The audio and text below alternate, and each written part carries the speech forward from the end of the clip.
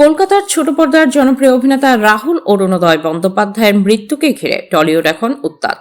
এই মৃত্যুর পর তৈরি হওয়া বিতর্ক ও টেকনিশিয়ান স্টুডিওর একাধিক বৈঠকের পর ইন্ডাস্ট্রির পক্ষ থেকে কঠিন সিদ্ধান্ত নেওয়া হয়েছে।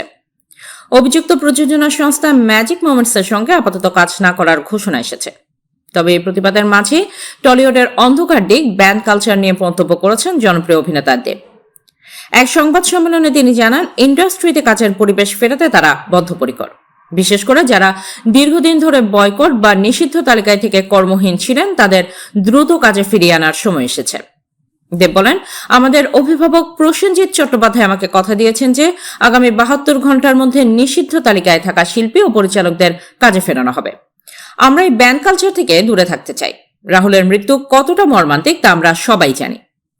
তিনি আরো যোগ করেন, সংশ্লিষ্ট প্রযোজনা সংস্থা নির্দোষ প্রমাণিত না হওয়া পর্যন্ত আমরা তাদের সঙ্গে কাজ করব না, কিন্তু যাদের আগে থেকেই বয়কটের শিকার তাদের কাজ ফেরানোর পথ সুগম করতে হবে। আমরা এখন আলাদা কোনো ফোরাম বা ফেডারেশন নই, আমরা সবাই এক ছাদের নিচে। রাহুল চলছে, আমরা বুঝেছি কাজ না পাওয়ার যন্ত্রণা কতটা বড়, তাই বয়কট হওয়া শিল্পী ও পরিচালকের দ্রুত কাজে ফেরানো হচ্ছে। সংক্ষেপে বলা যায়, টলিউড রাহুলের অকাল প্রয়াণকে কেন্দ্র করে একদিকে প্রতিশোধ ও প্রতিবাদ দেখাচ্ছে, অন্যদিকে দেবের নেতৃত্বে শিল্পী ও পরিচালককে পুনর্বাসনের উদ্যোগ নেওয়া হচ্ছে।